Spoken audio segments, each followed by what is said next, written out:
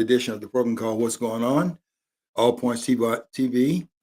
And we're so glad you're out there because we are here for the most exciting program we've done since last Monday. In fact, we were here last Monday, but I think the week before that we came in on Thursday. But whenever we come in, we're going to be doing one of the programs of the things you would not hear or see anywhere else. And we're trying to do things a little bit different here.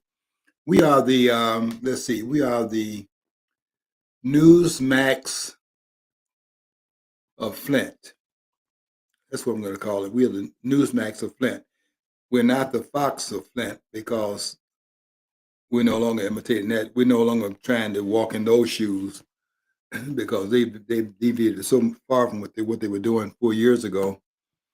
There's not too much distinction between Fox now and, I mean, there is some distinction, but there's not a whole lot of distinction between them and MSNBC.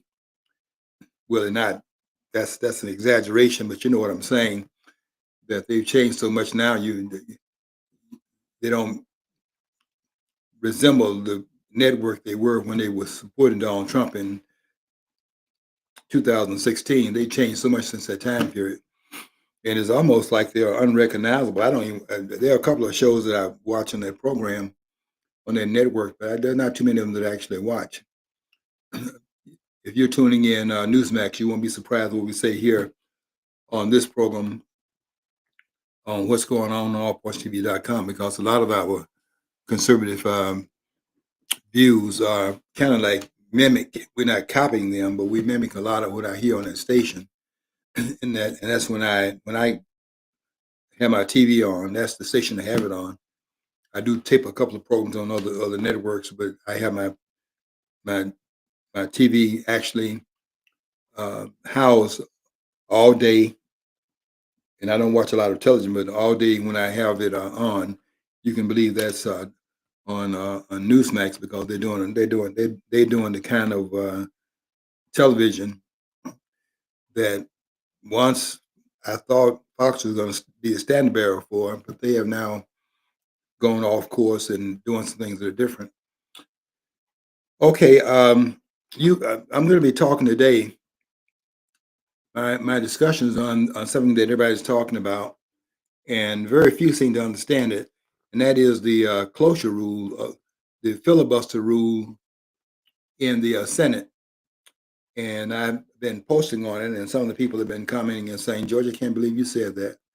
I can't believe you of all people would say that the shutdown is the responsibility of both parties," because what they see is the Democratic Party actually being out there in the forefront, and I don't have a problem with them calling it the Schumer shutdown, or the Hakeem Jeffries shutdown, because they are the drivers of it.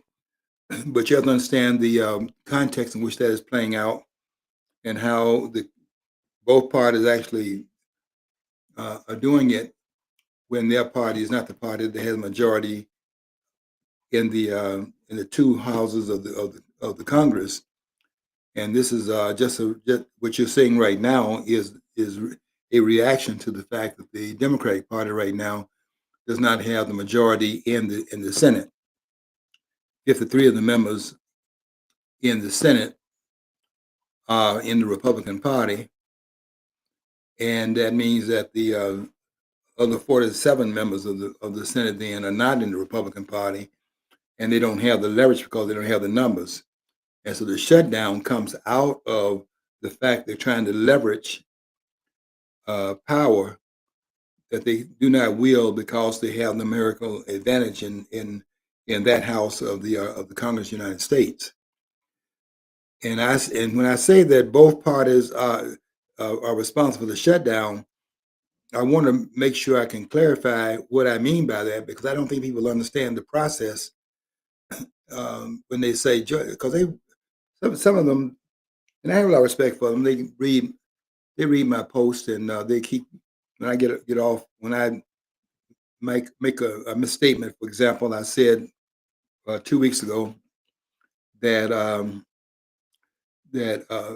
Fetterman, who is the senator from Pennsylvania. I said he was from Ohio. And you know how you're thinking one thing and you're writing it. You're thinking in the right channel, but you're writing in a different channel. I say he was from Ohio. I knew he was from Pennsylvania, but I wrote down he was from Ohio. And some person read my post, and they were saying, George, he is, and told me where he's from Pennsylvania and so on and so forth. And I thank him for the correction because I want to make sure that I am not misstating anything that we're putting out in the public. See, I take that very seriously because there are people that read my posts on a regular basis, and I don't want to mislead anybody. But what I be saying today about the post related to the closure rule will not be a misstatement, although nobody's making the points that I'll be making about it. Before I get to that, though, I want to say this. I know you all watched the World Series, and that was a sporting event. Everybody was watching the seventh game, and I want to make a sports comment, but not really about that, because everybody was. I know you're watching the World Series, and you were very much your team. If you were with Los Angeles, I know your team came from behind and did something that seemed like it was insurmountable after the first two games were played because they lost. Los Angeles lost the first two games, and they were hanging by their fingernails on their series, but they were able to do some things, and they came out uh, winning game. Let's see, 4 and 5, and let's see, they tied it at game. Let's see, 1, 2, 3. They tied it at 4 and 5, and then won game 6 and took it to the seventh game, and they won Saturday in game 7. It was a very exciting series. But while everybody was watching that, and everybody was applauding the way the series went and how great it was, it went down to the wire and so on. I was saying to a friend that the biggest sporting event for me, the biggest sports story for me wasn't the World Series. The biggest sports story for me was what I read about this former football player named Michael Irvin, who played with the Dallas Cowboys. He played wide receiver for the Dallas Cowboys. He's 59 years old right now, and he was talking, and I was impressed with him because although he's not playing football, I was impressed with him because last week he made the comment and said that his wife, who has Alzheimer's, um, he said that she's going to be in a home. She's not going anywhere. He's not going to put her in a home somewhere. It said that she has earned the right to be in the home. That's where she's going to be. He's going to take care of it and look after her and so on and so forth. That to me was the biggest sports story. Oh, I know the World Series was played, but that's the biggest sports story for me because I didn't know this person had that kind of character, and that takes a lot of character to be at his point and be that committed because you know how these sports figures are. They go in every city and play football, and every city they land in, the girls are throwing themselves at them and so on, and they can't remember any vows they took back at the crib, as they say. And for this man, they're taking that position. I said, "Wow, that's something." That's my so in the face of the World Series, that's my story. That Michael Irvin became my hero, and I put him on the same side as I put a person. Another one of my friends was telling me about this girl, this woman in the uh, NBA Women's Basketball League. I didn't know anything about it, and I don't watch a whole lot of sports, and I very seldom watch women's basketball.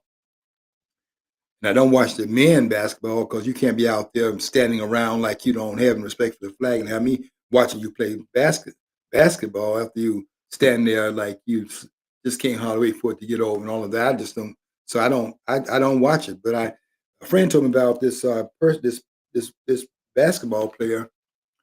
Let's see, her name is Wilson is the last name, and he told me, he said this girl has a lot of character. She says a lot of she's a very good role model for women and sets a very good tone. I began to watch her, and I saw no, she's a great basketball player, probably the GOAT. You know, they say the GOAT, male greatest of all time. Now they're saying the GWOAT, GWOAT, meaning the greatest woman player of all time.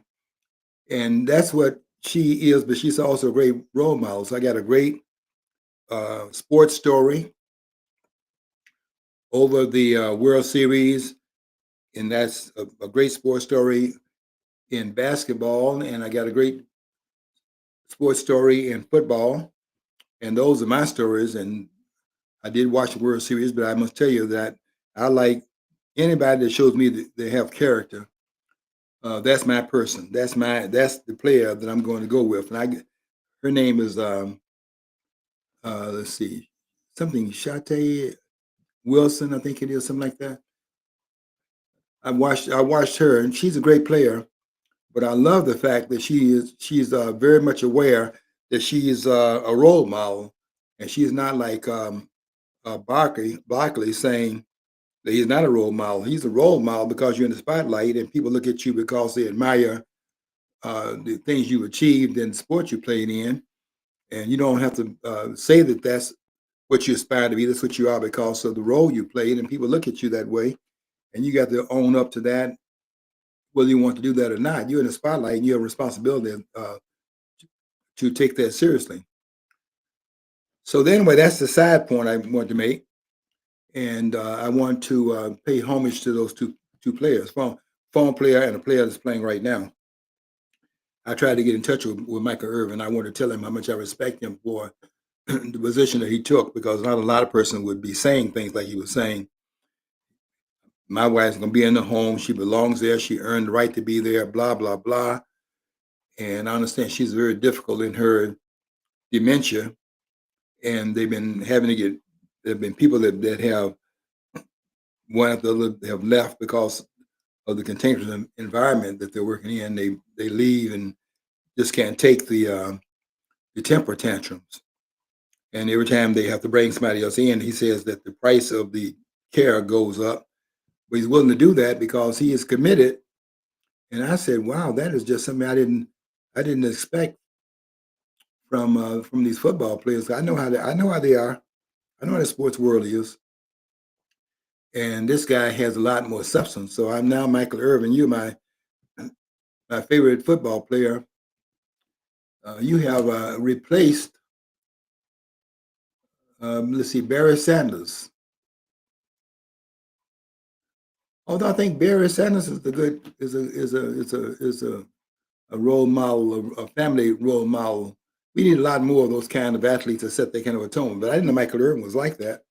And I wanted to. I'm trying to contact him. I want to tell him that you're not out there doing what you're doing and saying what you're saying is going unnoticed. People are paying attention to it, and I can appreciate it because I know how rare it is to find a person saying the things you're saying at 59 years of age. You're not playing football anymore, but for you to be able to say this on this side of football, and you can remember when your wife was playing another role and she was more lively, and you can remember those great years you had, and you're paying homage to it now that those years are not necessarily the same now as they were then, and you can say the things you said. I have to respect that, and I'm going to contact him at some point. I've been trying to find out, was he on Facebook?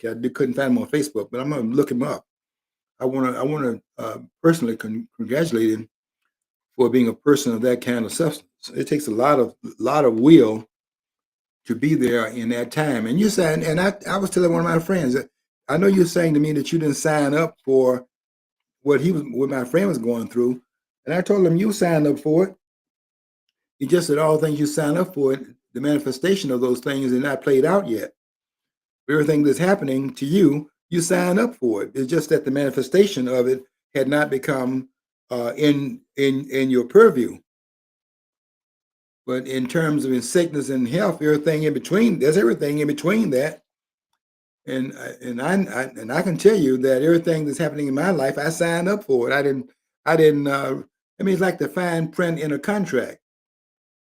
It's like if you don't read the fine print, it doesn't mean that you didn't sign that. You didn't sign the contract with that fine print in it. Just that you didn't take that in consideration when you made your signature on that document. And I signed up for what I'm into, and that's just I don't have any regrets about my own situation. That's why I could really hone in on Irvin, because I know what it takes to stand up to this kind of condition, and I have a lot of respect for him, and I want him to know that you're not out here unsung and unappreciated, even from those that don't have a personal contact in your life. I want him to know that I have a lot of respect for him, and I wanted to say that on the air, and I will be contacting him at some point, hopefully sometime this week.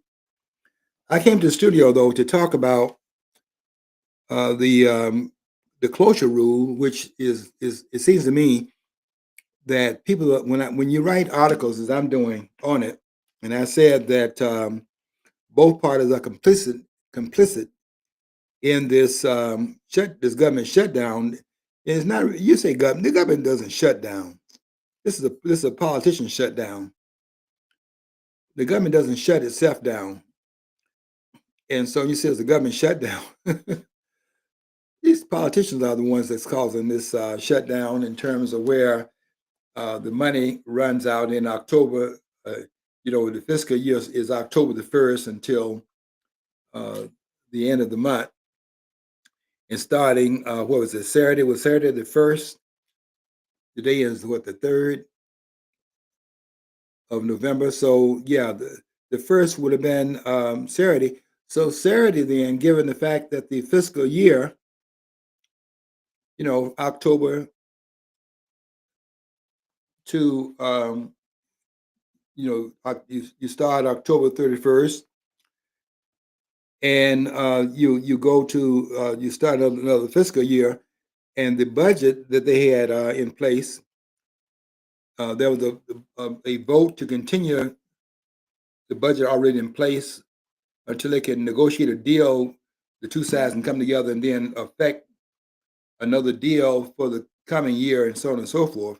This hand to mouth kind of thing they're doing in Washington. And everybody can see that this is the Democratic Party that's out there that's not willing to come to the table and even continue what they call a clean resolution. They're not willing to do that, and because they can see the Democratic Party is in fact out there. One person who said last week from Massachusetts, Catherine. Let's see now, Catherine. What is her last name? She's the fifth district representative in Massachusetts.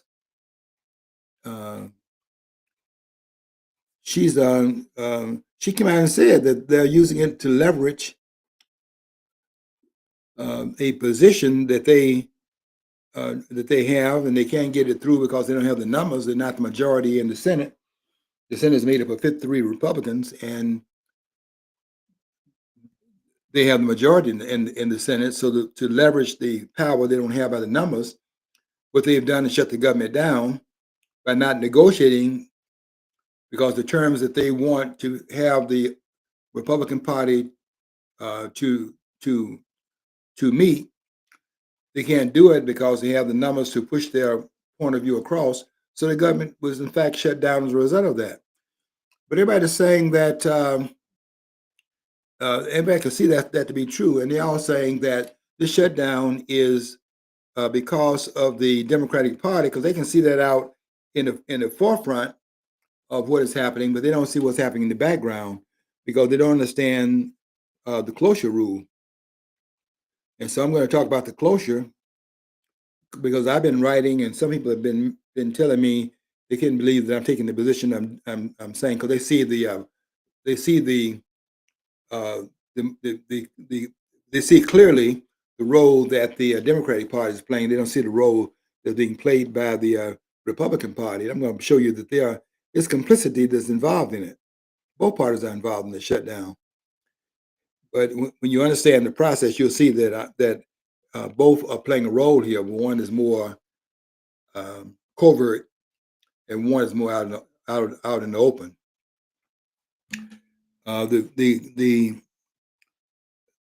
The covert, the way the, the reason why you have the cloture rule, which you didn't have a way of shutting down the quote unquote debate in the Senate until 1917. And so they just, you know how politicians do, they drone on and on and on, just like uh, Booker, Cory Booker, the senator from New Jersey. This guy did 25 hours of just talking and talking and talking for 25 hours and 5 minutes, and wasn't saying anything because he's not. These people, he's like the rest of them. He's not a very bright person, and he was rambling for 25 hours. But he was doing that because in losing their part of their base, which is now moving off that Democratic Party reservation or the Democratic Party plantation, a lot of blacks are beginning to leave the Democratic Party. And what he was doing by his filibustering for 25 hours and 5 minutes, he was actually trying to cover up the long the record on the floor of the Senate of the filibuster was that held by the West Virginia Senator Byrd, who got the record for the longest filibuster in senatorial history before Booker took it over. But he did it deliberately and for a reason. Is because that that filibuster by Byrd was the longest filibuster in this country's history, and it was when Byrd was in fact filibustering the Civil Rights Bill of 1964. And they couldn't have that on their record, and then they're up here trying to keep blacks on the plantation, and you got this baggage out here. So now, when you think about the one that has a record, you want to think about Byrd, one of those old school segregationists. Byrd, who was a Kleagle in the Klan up until he was 46 years of age. You know, he was he was in the Klan half of his life. He was 46 years old when he finally he was a Kleagle when he was 46. He died at 92. So that was half his age when he was a Kleagle in the Ku Klux Klan. And so what Cory Booker was doing, and this is very deliberate, behind the American people's back, he was actually taking that record so that when you think of who has a greatest record now, you wouldn't think about Byrd having that record. But that's when we had the record prior to that, the longest filibuster in this country's history, where they're filibustering a bill so that the bill is stalled, and then the other party that has majority can't do it and get anything done. And now they want to negotiate, either they get something done or just simply leave it alone and come back to it later. And that allows the other party to leverage the power it doesn't have by the numbers. And that's where the filibuster comes in. They were doing that up until 1917. They didn't have any rule in place. And this is during the time when Woodrow Wilson was president of the United States, as you recall. And we need to go back and look at that election that Wilson was elected in, because that was during the period of what is called the progressive age, and in that progressive era. And a good book to read about if you really want to go and read something that would really pique your interest. Read the book by Napolitano called Woodrow. Let's see, Theodore and Woodrow. That's another good book that Napolitano wrote, and it does a good job of talking about the rise of the progressive era in this country, because that's when these two presidents, Theodore Roosevelt, who succeeded McKinley to the presidency, and he was there for two terms, almost all of McKinley's term, and then he served another term, and then stepped down. And then in 1912, because he stepped aside in 1908, and then um, the president came in 1908, Taft, and Roosevelt, who had stepped down because he had served almost all of McKinley's term, and he wanted to respect the two-term tradition. So he stepped down at that point, respecting what George Washington put in place. But he was so discontented with what had happened under Taft that he decided to come back in 1912, and he didn't win the nomination in the Republican Party, but he decided then he's going to go out. He's going to do what they're doing over here in New York, where they can't decide who's going to run against Ma'am Daney. Would it be Curtis Sleever, or will it be this guy who's carrying all this baggage, and he won't drop out, and Curtis Sleever won't stop, and so it's pretty much a certain now that the person that gets in will be this radical Islamic Marxist, and that's pretty much a done deal. We can go through the theatrics, if you want to call it that, but that's pretty much a done deal now with them running, because they're going to split the vote up, and this guy's going to become the mayor of New York, and just watch that trajectory, because that's going down. There's no way this guy can be talking about the things he's talking about, and then this is going to be it's going to end well. But that's what happened in 1912, because Theodore Roosevelt came back after sitting down for 4 years, and Taft becoming the president of the United States from 1908. He started serving, of course, in 1909, but was elected in 1908 and served until 1913. But in the 1912 election, Theodore Roosevelt decided to come back and run for what would have been a third term. I guess he was trying to pretend that he would only run for two terms, because he became president after the assassination of William McKinley, and that was by them splitting the party like they did. It gave a open door to Woodrow Wilson, who is one of the worst presidents we've had. We have not had great presidents. We've had most of them are mediocre, and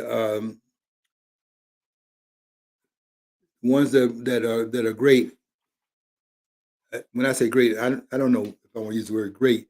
The ones who have been adequate in the presidential office would be people that's not actually credited as being that.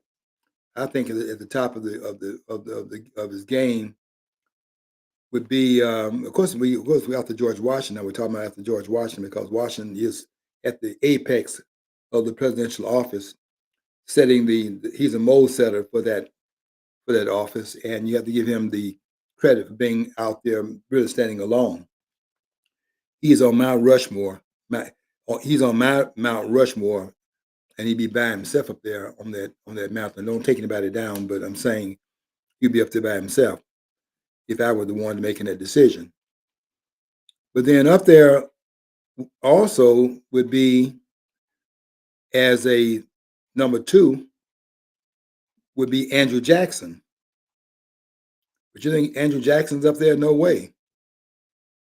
Not with the bankers chomping at the bit because of what Andrew Jackson did. But Andrew Jackson was a president the only president that left with a balanced budget and did not leave the country in debt when he left office.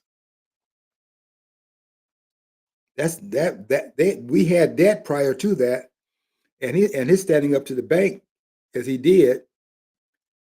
That's why you don't hear you don't they even try to take him off the $20 bill. He's on a $20 bill, and they tried to hide what they were doing by recommending Harriet Tubman to be on the $20 bill. They're gonna, in other words, if you uh, uh, would have objected to Jackson not being on the $20 bill, then it would turn it into a racial issue because you don't want that black woman to get recognition. Yeah, but the man was president of the United States. Was she president of the United States?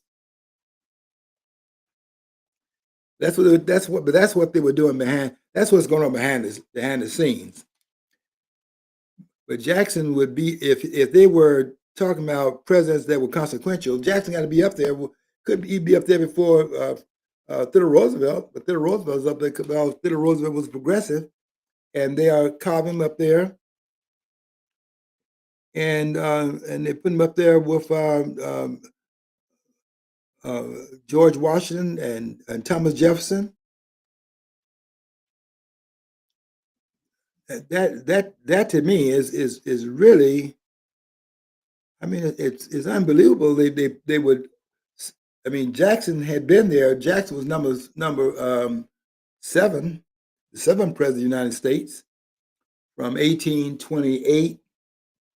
He was elected 1828, served 1829 to 1837. But Jackson was elected three times, just like Trump was. And then, of course, they did not give him the election in 1824. They gave that to John Quincy Adams. John Adams' son ran for president, and they gave that election to him through the back door and denied it to Andrew Jackson, who won the election, but they did not give him the Oval Office because sometimes you can win, as Trump has done. Trump won the presidency three times as well, and he's now in office the second time. And in some way, they helped the country out by doing what they did because it gave them a chance to think about a lot of things, gave them a chance to really, um, what's the word here, become grounded in what he had gone through because that man didn't have a chance to think about anything while he was going through the presidency the first time because it wouldn't leave him alone. He was under duress for 4 years because because they were determined to stop him from doing what he was doing because it had not been endorsed by the owners of the system. And those owners have now come out of the woodwork. So the owners are the ones that we didn't know that the owners are them. The deep state is not just some people wearing these trench coats, turn up, and they got dark glasses, and they're in a corner somewhere, and they're hiding out. They're right in front of your face. But they're masked in terms of who's willing to power, and they're willing to power. You can go back and look at that through the history of the Federal Reserve and so on and so forth during that progressive era of Woodrow Wilson's time, because without Aldrich, who was the son-in-law of the Rockefellers, without him in that group that helped the people that's on Jekyll Island create what they created with the Federal Reserve, that would not have occurred without someone inside of the government. Senator Aldrich inside the government had been one of the instruments in which that was in fact brought about. And go read about him and see how that played out.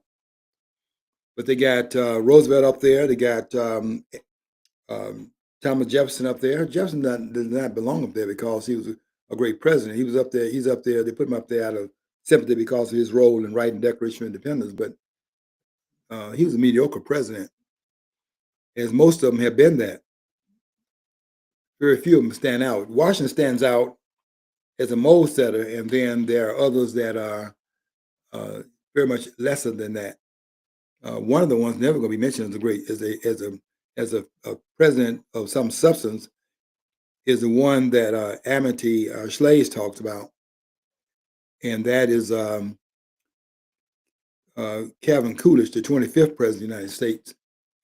And Calvin Coolidge is not going to be acknowledged because Silent Cal wasn't out there beating his chest and tooting his own horn, just simply doing an admirable job. And some of the job he did was simply understand the limits of the presidency, and you're supposed to keep your hands off of certain things because there is a separation of powers, and there's also a demarcation line drawn around the presidential office. And there's some things you're not supposed to get into because the presidency is like the other two branches of government. It has an itemization of the role it plays, and beyond that, it's restricted from being in these other arenas. I wish I could tell the courts that today. But during this progressive era, which I would put in the early 1900s, and certainly there's a takeoff in 1912 with the election of Woodrow Wilson, and during that progressive era, you see a lot of things again to come unglued because the country is being transformed, and that unraveling of what the framers put in place had pretty much begun, but it began to really unravel during this time period. I'm talking about 1913. Wilson is now elected as, let's see, the 29th, see, 26, I think he was, the 26th president. I'm just trying to think what was the number that I think it was 26. And his presidency was very catastrophic for the country because a lot of things began to change from what was really intended by the framers. I think a lot of it we got off track with Wilson, although this movement away from the framers really started, I would date it as happening in 1800. But in 1917, there was no rule when they got up there and with filibuster in the Senate. I mean, just they couldn't get their way, so they would just simply talk and talk and talk, and there was no way to stop them from talking because there's no rule that was in place that would in fact do that. And Wilson makes a recommendation to the Senate that a rule needs to be put in place so that there will be some way to limit how long they could actually do that if uh, they that you there was some way to stop them from stopping the Senate from in fact doing his business, because you can shut the government down where it cannot function, then it cannot respond to being shut down because they continue to talk in the aftermath of the shutdown and so on. Then you can actually stop the government from functioning. And Wilson recommended a way they could do that, and he recommended that they put a cloture rule in place. So, 1917, they put a cloture rule in place in the Senate, and the Senate rule was that if a person is talking and talking and talking and putting a filibuster, really a roadblock in terms of the Senate being able to do its job, in terms of passing legislation and passing bills and making amendments to different things and doing the job that it has to do. If you can stop it from doing that, then you have to negotiate, get back on track to do something that is, I mean, you can't go back to your voters and tell them that you stood up there for 4 years and 6 years, as it would be for the Senate, and tell them you didn't do anything because they shut the government down and you can't have that. So the question, how do you in fact remedy that? And Woodrow Wilson suggested a cloture vote. And that cloture vote, when it was set up in 1917, was a vote that would take 2/3 of the persons that would be voting upon it. It would take 2/3 of them to shut the blockage, the filibuster down. Take 2/3, and that would be hard to do. But at least there'll be some way in which you could in fact stop the shutdown. And that happened in 1917. They finally put a rule in place during the Progressive era, and that's to combat this stifling without a rule in place that you could actually stop it with enough votes in order to do it. But that's still, to me, that's still an undemocratic thing to do, because if you win an election, then the voters have decided through who they put in office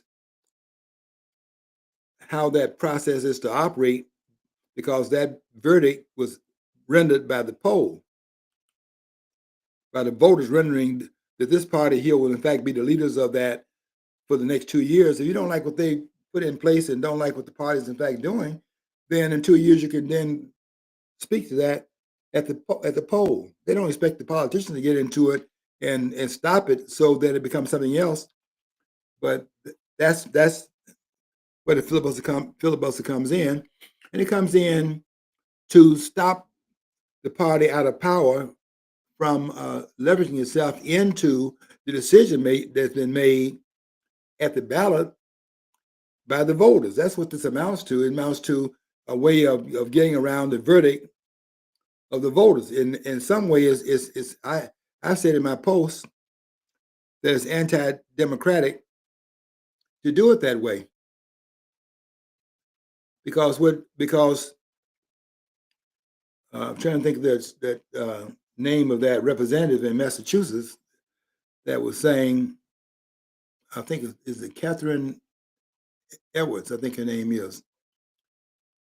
I think that's the one that was saying that she came out and admitted she didn't do it to enlighten anybody, but she came out and admitted that they closed the government down because it's about leveraging the power of the Democratic Party that doesn't have the numbers in the Senate, and they're now leveraging it so they can make the Republican Party then, even though they have the numbers to change to if it comes to a vote, they could in fact rule the roost if it comes to a vote. But you see, here's what else happened in the aftermath of this 2/3 vote that it takes to shut the filibuster down. They changed that rule in 1975 from a 2/3 vote to shut the filibuster down. It now is a 3/5 of the Senate, not 3/5 of the ones that's actually participating in the process, but it takes 3/5 of the Senate.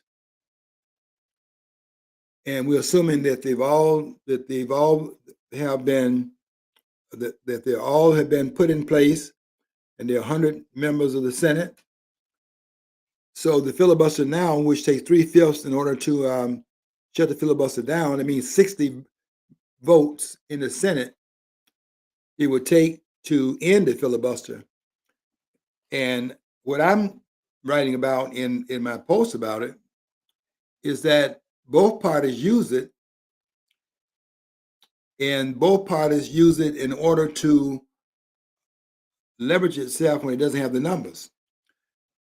And it's interesting what's happening right now. I don't know if you're watching it or not, but Donald Trump came out and was requesting that they use what they're now calling the nuclear option. What they mean by that is the nuclear option would be to blow the process up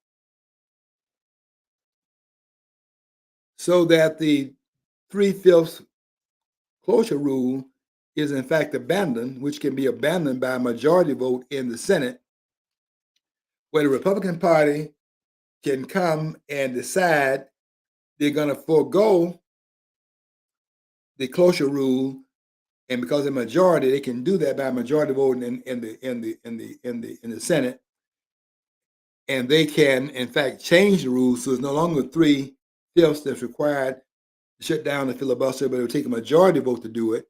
But they're not going to do that. They're not going to do that. Trump has asked that they take the nuclear option. They're not going to do that. And they're not going to do it because, for the same reason, listen to this point very carefully here. They're not going to do it for the same reason that Pam Bundy is not going to go after those persons that we now know are not sheltered by the pardons that Biden, in fact, supposedly issued when he's president, because those were done by the auto pen, and you cannot do official business like that through the auto pen. The president must, by the Constitution, sign that himself. Those pardons, he must sign those, and Biden didn't sign it. The auto pen was used, and those pardons do not exist. But it does not mean that Pam Bundy is going after all the ones that have now been uncovered by this revelation that was not signed by Biden, but the auto pen did it. And we don't even know who was actually controlling that auto pen. But somebody was doing that, but it wasn't Biden. And those pardons cannot stand based upon the Constitution. Does not mean she's going after them, though. And she's not going after them for the same reason why they're not going to change that 3/5 option. Why? Because both parties benefit by the 3/5 policy being in place. Because at some point in time, the Republican Party now has 53 of the members in the Senate, and they are the majority party in the Senate. It does not mean they're going to be the majority party after the next election. Maybe after the election is over, this next election is over, it may well be the case. We don't know how it's going to turn out. But there's a person who's on TV the other day saying that you would think it's going to be a Republican landslide in this election, but this one guy was saying that this is going to be a Democratic landslide. The point is that you never know how and when it will change, and the Republican Party is not going to use a nuclear option because they don't want to use against them when they are the minority party. So they're not going to do what Trump is recommending here, that they use a nuclear option and just blow up the process the way it's set up right now and put another process in its place, which they can do by a majority vote in the Senate, but they just simply have a vote to change the 3/5 closure policy and make a majority vote, which would be Democratic, because that's the party that's in power right now. They didn't put themselves there. The voters put them there. And until the voters do otherwise, that's the party that's making that decision based on the democratic process. But you see, these persons are actually showing that they mouth these things about they believe in democracy, the democratic process. They mouth that, but there's no indication they actually believe that. Their belief is in the wielding of power, and they want to be the wielders of power. But there are sometimes when the numbers do not allow you to do that, and they don't want to lose power, because power is what they use to be reelected. If they have no voice in it, no leverage in it, then that stifles their chances for running and so on and so forth. So you're going to see them doing what they're doing. Both parties are involved in this shutdown, because although the Democrats are out front doing it, they're right in the forefront of it, and they're leveraging it because they don't have the numbers in the Senate. That's what they're doing. But the Republican Party can shut that down today if they wanted to, but they're not going to do it because they don't want to lose. They don't want the nuclear option used against them if they become a minority party, which is very likely that's going to happen. Because when you have the parties in power, you get blamed for everything that's going wrong. I look at the numbers the other day. This guy's putting on the screen about the numbers that relate to Donald Trump. Donald Trump has a 55% disapproval rate, 43% approve, and 55% disapprove. I was surprised to see those numbers, because I think that the role on the international level, everybody's saying the job he's doing, but inside the country, his popularity is not what you would think it would be, based upon how he's being applauded around the world. As deserve it or not, they're applauding him as being the peace president. And Donald Trump is being lauded in Europe, and he's not being dismissed by these other by these dictators like Z in China and Kim Jong Un in North Korea, and of course Putin in Russia. They all met in dramatic form over there in Beijing for the military parade to try to send a message here to this country that there's a unity among these dictators, and this is what they're saying to the West, that your day is over, and we are now in lockstep with each other, and we're getting ready to come at that leadership role you've been playing ever since the Bretton Woods Conference in New Hampshire in 1944, and when you made the decision that put the U.S. in a position to be the number one economic engine in the world, based on that decision was made in New Hampshire in Bretton Woods, the Bretton Woods Agreement. That's why the U.S. is out there as the superpower that it is, because of that agreement was in fact made at the very ending of World War II in 1944. The war ended in 1945, but in 1944 they saw the war winding down. They were trying to make an agreement what we're going to do when the war ends, because how we're going to restructure these economies that have been shattered by this war, and we have to have some kind of a foundation to rebuild upon. And they decided that the country that was in that war that had been less devastated by it than anyone else of the major players was the United States, and they decided to use the dollar as the the the the the the balance of the economies of the world would be based on the dollar, and dollar would in fact be valued at a certain amount uh, per ounce of gold.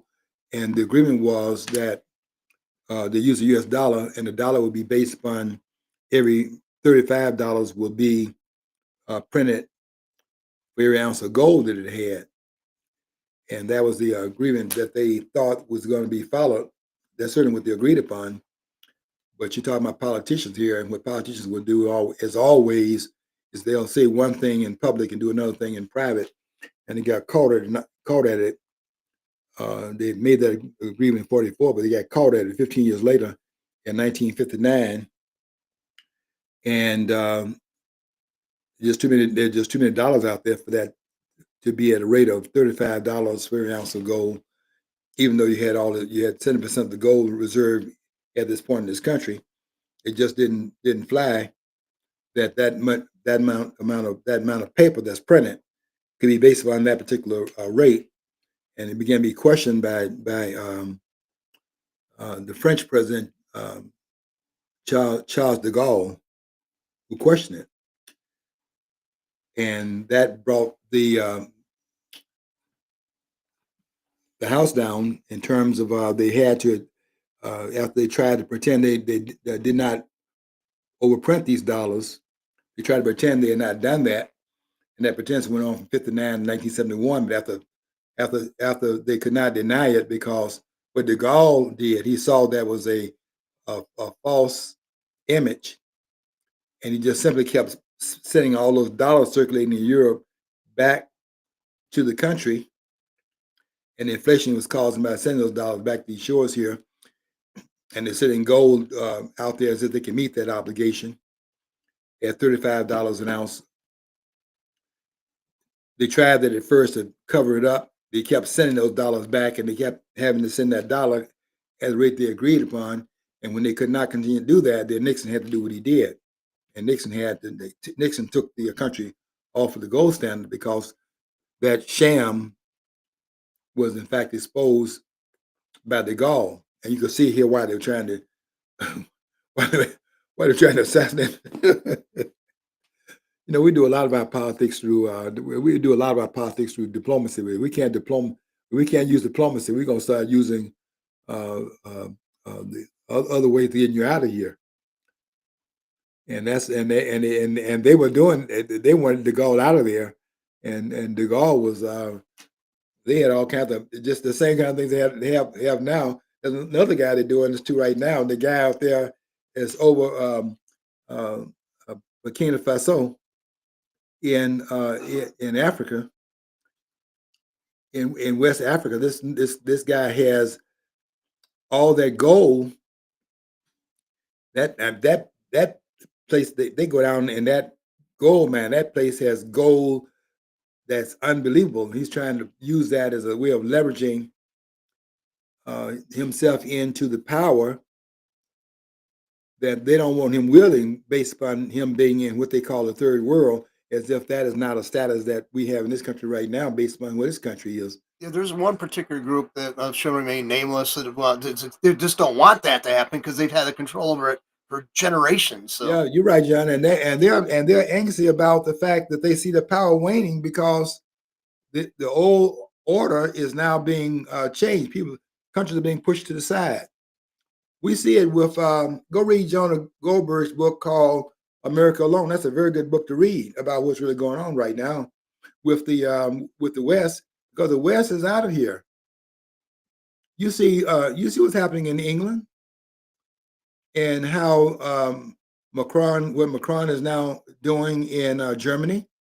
You can't believe that these leaders have pushed their countries to a point. Macron's in France, so Yeah, Macron. Macron is in France.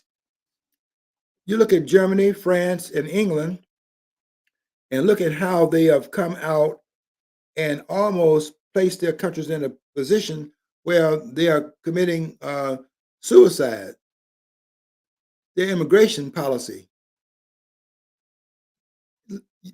You cannot believe that, and I can't believe that after they had done what they did, and later on down the road, Sweden would in fact, seeing all that breakout that was occurring in those parts of Europe that had this open door immigration and so on, and people coming in and putting themselves on the government dole and on the back of the taxpayers is what it amounts to. That Sweden would do that in the aftermath of all this evidence that this is not working in Europe, and they come as Johnny come lately and do the same thing. And now look at what's happening in Sweden. Sweden is now the rape capital of Europe because of that foreign presence. And if those women walk down those streets in Sweden and they're not wrapped, they're targets of those immigrants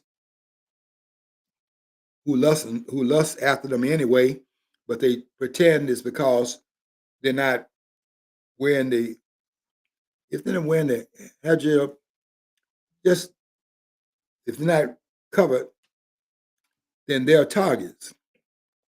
And these politicians brought those persons in there after all this evidence that is they're not coming in to assimilate, they're coming to take over.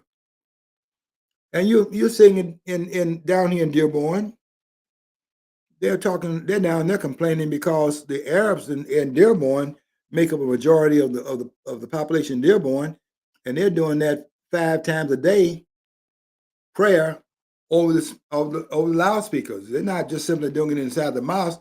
You in the city, they're stopping for 5 times a day with the prayer, and everyone gonna be able to hear that person over that megaphone they have out there, where the whole city is being called to prayer. You would think you're in the Middle East in Dearborn. I saw that one when I was doing a workshop at Michigan State, and we would have lunch because it was being financed by the Arabs. I saw what they were doing, which was coming in and setting the tone in these universities to make it more palatable for them to get a toehold in this country. And I saw them doing that in Dearborn. That they would have this program that I was in, and they were paying us a salary for attending this. I think was it 4 or 5 weeks, and it was unbelievable. You had your hotel paid for. your food and all the rest of it, and they gave you a stipend on top of that. But they were actually seeding the environment, and then when you would have um, uh, the the group would have a dinner outside. They have a dinner in Dearborn, and you go to a restaurant there, and then you're getting uh,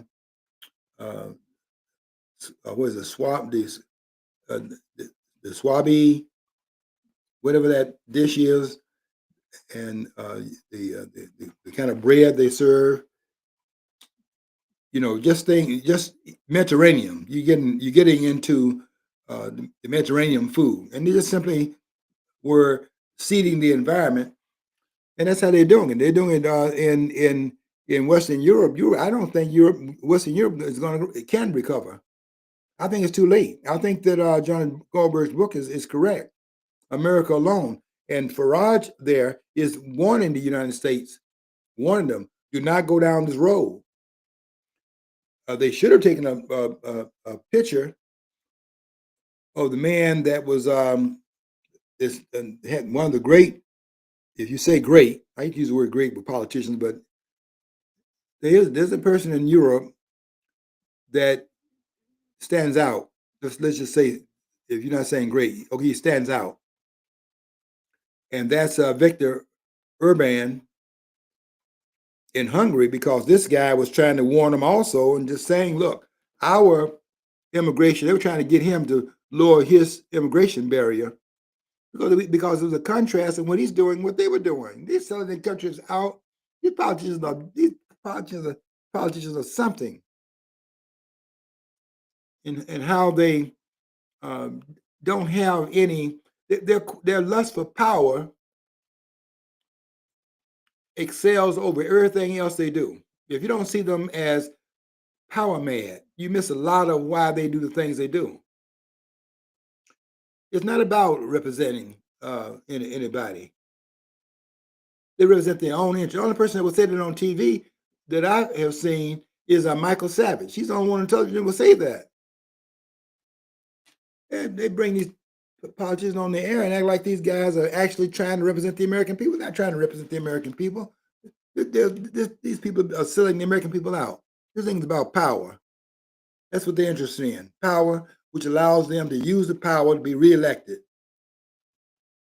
And if that power is taken from them, as it's being done right now,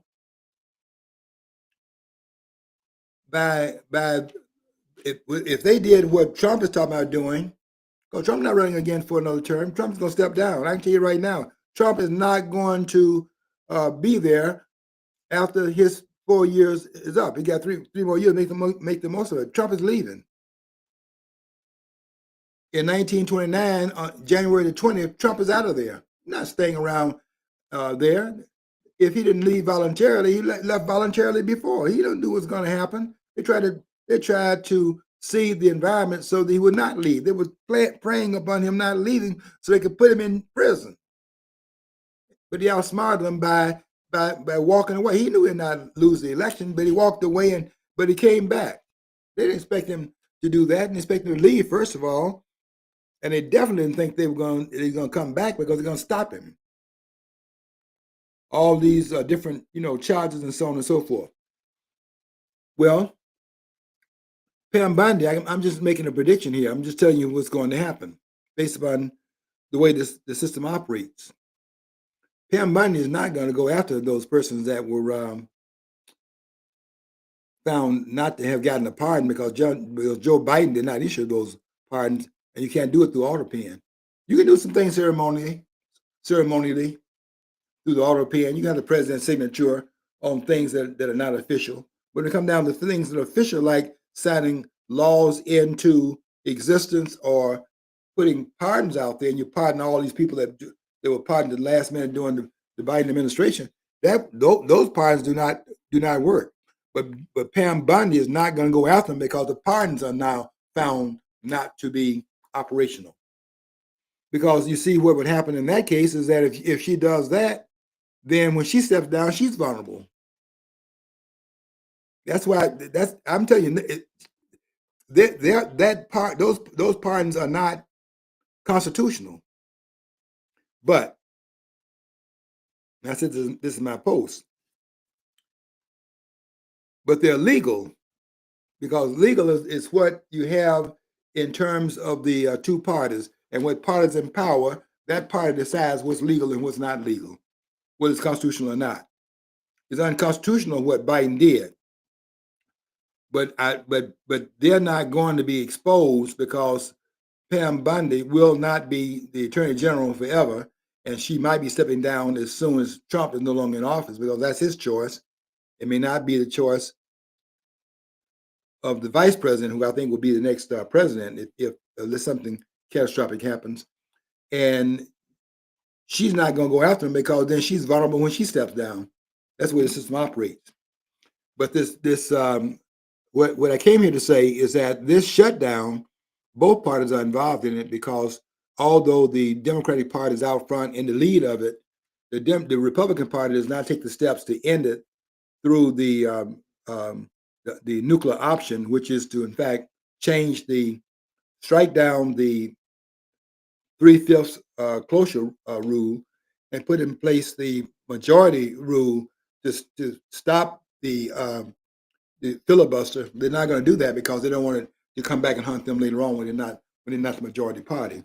And that's why both parties take some responsibility of it. You're only seeing what's out front, and you understand the Democrats' role, but you don't understand in the background there's another role to be played here if they chose to do it by the Republican Party. And they could change it by majority vote and have the filibuster closed down by majority.